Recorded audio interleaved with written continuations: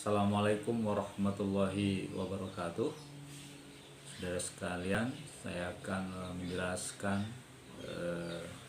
terkait konsep iman kepada Allah, atau dalam artian luas iman dalam Islam itu seperti apa.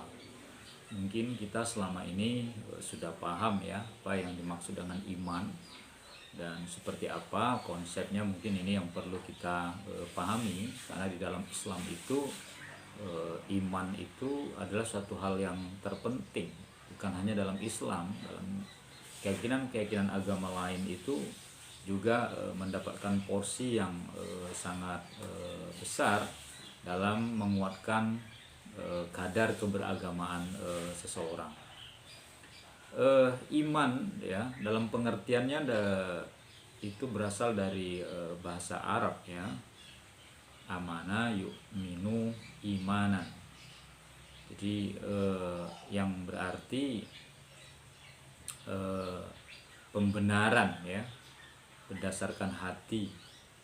Jadi membenarkan suatu keyakinan kita tapi melalui hati gitu.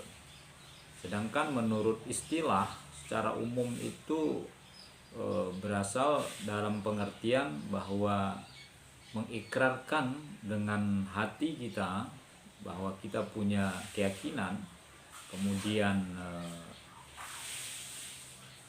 menguatkannya dengan atau mengucapkannya dengan lisan kita, lalu mengamalkan dengan anggota tubuh atau anggota badan. Jadi iman itu dalam pengertian istilah ada 3 dimensi: membenarkan dengan hati, mengucapkan dengan lisan atau lidah, dan mengamalkan dengan anggota badan. Nah, membenarkan dengan hati itu maksudnya apa? Ya, membenarkan dengan hati itu maksudnya adalah menerima segala apa yang dibawa oleh Rasul atau utusan Allah, yaitu risalah agama, dengan keyakinan yang total, yang penuh. Kemudian mengikrarkan dengan lisan itu dimulai dengan mengucapkan syahadat. Maka kalau kita orang Islam itu begitu lahir itu kan diazani ya, dikumandangkan azan. Malah dalam kalimat azan itu ada asyhadu alla ilaha illallah wa asyhadu anna muhammadar rasulullah. Jadi asyhadu alla ilaha illallah, asyhadu anna muhammadar rasulullah itu merupakan kalimat syahadat yang kita orang Islam itu begitu terlahir ke dunia ini diperdengarkan dengan kalimat tersebut dalam bentuk azan. Begitu juga dengan orang yang baru masuk Islam, seorang mu'alaf. Ketika dia berislam, maka dia harus mengucapkan kalimat syahadat.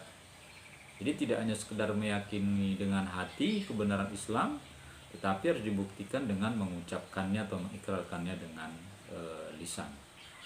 Lalu mengamalkan dengan anggota badan maksudnya adalah hati mengamalkan dalam bentuk keyakinan, sedangkan anggota badan mengamalkannya dalam bentuk ibadah sesuai dengan fungsinya. Jadi dalam agama itu tidak hanya cukup dengan percaya dalam hati kemudian mengucapkan dengan lidah, tetapi akan sempurna dan komplit ketika ajaran-ajaran agama itu dilaksanakan. Misalnya dengan melaksanakan anggota badan, kita melaksanakan sholat, kita puasa, kita haji, semua itu kan membutuhkan kegiatan fisik kita dalam melaksanakannya. Landasan beriman pada Allah itu bisa kita lihat dalam surat An-Nisa ya, ayat 136, di mana terjemahannya Allah menghimbau kita, wahai orang-orang yang beriman, tetaplah beriman kepada Allah dan Rasul-Nya, dan kitab Al-Quran yang diturunkan kepada Rasul-Nya, serta kitab yang diturunkan sebelumnya. Barang siapa yang ingkar kepada Allah, malaikatnya, kitabnya, Rasul-Nya, dan hari kemudian, maka sungguh orang itu tersesat sangat jauh. Nah, ini himbauan Allah kepada kita hambanya agar kita beriman dengan Allah, malaikatnya, Rasul, kitab, kemudian hari akhir, qada dan qadar, ya, semua itu bagian dari bentuk rukun iman yang sebagai seorang muslim atau muslimah kita wajib meyakini itu semua. Lalu bagaimana ciri-ciri orang beriman itu? Bahwa seseorang itu bisa dikatakan beriman di dalam Islam itu sudah disebutkan oleh Allah dalam surat Al-Anfal, ya, ayat 2 dan 4. Di mana cirinya menurut Al-Quran ini, orang yang beriman itu memiliki beberapa ciri. Di antaranya jika disebut nama Allah, gemetar hati mereka. Maksudnya apa? Ada semacam getaran, ada semacam rasa yang kita itu merasa tergoda atau kita merasa tertarik begitu kalimat Allah dikumandangkan. Tergoda dalam artian seperti ini. Begitu misalnya waktu sholat zuhur berkumandang azan zuhur, kita lalu saya harus meninggalkan pekerjaan saya harus sholat, sehingga saya melakukan kewajiban saya untuk menunaikan ibadah sholat. Atau ketika melihat orang ngaji baca Al-Quran bersama-sama, kita tergoda, orang semua ngaji, semua baca Al-Quran, masa saya diam saja, misalnya seperti itu. Atau ketika orang ada kajian-kajian agama di mana di dalam kajian itu yang dibahas adalah masalah keimanan, keislaman, dan kehidupan sosial kita beragama, ada ketertarikan kita untuk mengikuti. Nah, getaran-getaran yang seperti ini yang dimaksud oleh ayat tersebut, di mana ketika di dalamnya disebut nama Allah, maka hati kita bergetar, ya. Jadi ada orang yang dianggap suara azan biasa saja, orang ngaji biasa saja, nggak ngaruh bagi mereka. Nah, orang-orang yang seperti itu tidak masuk dalam ciri yang pertama ini. Lalu yang berikutnya adalah apabila dibacakan kepada mereka ayat-ayat Allah, bertambah iman mereka. Maksudnya ketika orang baca Al-Quran, dia dengarkan, dia simak, kalau nggak ngerti terjemahannya, dia baca terjemahannya, lalu imannya bertambah. Ketika orang baca satu ayat lalu dijelaskan isi dari ayat itu apa, maka dia lalu tertarik untuk menjalankan apa makna dari ayat itu dalam ajaran beragama dan mengikuti anjuran ayat tersebut. Lalu disitulah bahwa iman seseorang itu tampak bertambah. Lalu kemudian cirinya adalah yang berikutnya, orang yang beriman itu hanya bertawakal kepada Allah. Jadi berserah diri itu hanya kepada Allah. Nah, kita disebut dalam Al-Quran itu dalam surat Al-Ikhlas, Allahus Samad, Allah tempat kita bergantung. Maksudnya adalah bahwa ketika kita memiliki urusan, di mana urusan kita di dunia ini sangat banyak dan sangat panjang sekali, maka kita ketika sudah berusaha, kita serahkan pada Allah. Anda mengikuti tes ini, Anda mengikuti seleksi ini, lalu ketika Anda sudah bekerja keras, lalu Anda tinggal bertawakal atau berserah diri kepada Allah. Nah, dalam hal inilah bahwa tampak seorang muslim itu menyerahkan segala urusannya setelah ia berusaha. Jangan kita berpikir bahwa kita menyerahkan urusan kita sebelum kita usaha, tidak. Tapi kita usaha dulu, baru kita serahkan kepada Allah, tentu saja sambil berdoa memohon semoga apa yang kita pinta dan kita mohonkan dikabulkan oleh Allah Subhanahu wa ta'ala. Lalu yang berikutnya adalah mendirikan sholat. Jadi ciri orang yang beriman berikutnya mendirikan sholat. Orang itu dikatakan beriman kalau dia melaksanakan sholat. Alladzina yu'minuna bil ghaibi wa yuqimunas sholata wa mimma razaqnahum yunfiqun. Jadi orang-orang yang beriman itu ya cirinya mereka mendirikan sholat. Jangan sampai kita mengatakan diri kita beriman tapi kita sendiri tidak sholat. Nah, ini yang tidak benar. Bahwa iman itu adalah ditampakkan dalam kegiatan kita. Nah, ini yang dimaksud tadi dalam penjelasan awal, melaksanakan amalan, ya. Jadi melaksanakan amalan dengan anggota badan. Nah, ini salah satunya adalah dalam melaksanakan sholat. Lalu berikutnya adalah menafkahkan sebagian rezekinya yang kami berikan kepada mereka. Jadi lanjutan ayat tadi, allazina yu'minuna bil ghaibi wa yuqimunas sholata wa mimma razaqnahum yunfiqun. Wa mimma razaqnahum yunfiqun. Dan sebagian rezeki yang kami berikan, kata Allah, dia nafkahkan. Maksudnya dia bayar zakat. Jadi kalau orang yang bayar zakat itu bagi kita umat Islam wajib, tentu saja wajib bagi orang yang mampu. Kalau zakat mal, kalau zakat fitrah, semua kita orang muslim wajib kita membayar, menunaikannya sebelum sholat Idul Fitri. Tapi kalau zakat mal, tentu saja kalau sudah sampai nisab harta dan haulnya. Nisab itu jumlah harta senilai 94 atau 96 gram emas, dan kita zakatkan sebanyak 2,5%, lalu setelah dihitung selama 1 tahun, misalnya seperti itu. Nah, ini ciri orang yang beriman.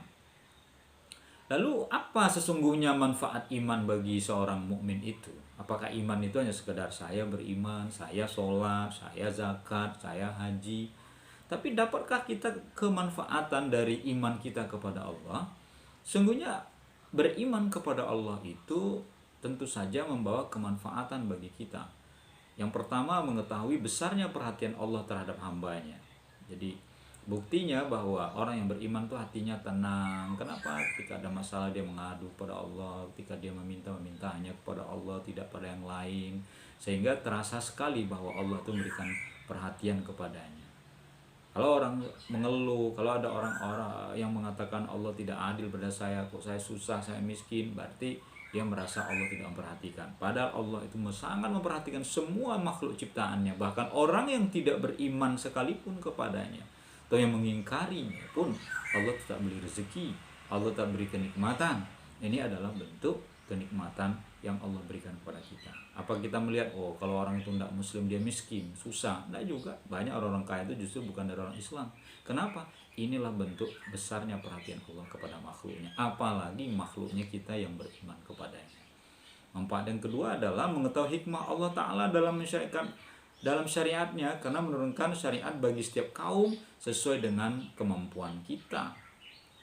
Jadi Allah berikan kemampuan kepada kita. Kita tahu bagaimana Rasulullah SAW ketika Isra dan Mi'raj, kemudian diperintahkan oleh Allah untuk melaksanakan sholat fardu sebanyak 40 kali dalam sehari semalam. Lalu ditawar, akhirnya karena tahu bahwa umat Nabi Muhammad itu tidak sama dengan umat-umat sebelumnya, akhirnya menjadi 5 waktu. Ini adalah hikmah bagaimana sesungguhnya amal ibadah yang kita lakukan itu tidak memberatkan bagi kita. Tidak ada orang yang mati karena dia melaksanakan sholat. Ada orang yang mati biasanya saat sholat bukan karena sholatnya berat, tetapi karena memang penyakitnya. Tapi karena beratnya sholat itu tidak ada. Nah maka dalam Al-Quran juga disebutkan, la yukallifullahu nafsan illa wus'aha laha ma kasabat wa 'alaiha ma iktasabat. Allah tidak akan memberikan sesuatu yang berat yang orang tidak sanggup melakukannya atau melaksanakannya. Artinya hikmah bahwa Allah Ta'ala dalam memberikan syariat itu sesuai dengan kemampuan. Contoh kita haji rukun Islam yang kelima, hukumnya apa? Wajib bagi kita umat Islam. Tapi wajibnya ini adalah bagi yang mampu. Man istata'a ilaihi sabila, begitu Al-Quran mengatakan, bagi orang yang mampu. Kalau yang tidak mampu ya tidak. Nah, jadi di sini dikatakan bahwa Allah itu sesuai dengan kemampuan makhluknya atau hambanya untuk melaksanakannya, tidak memberatkan. Itulah hikmahnya.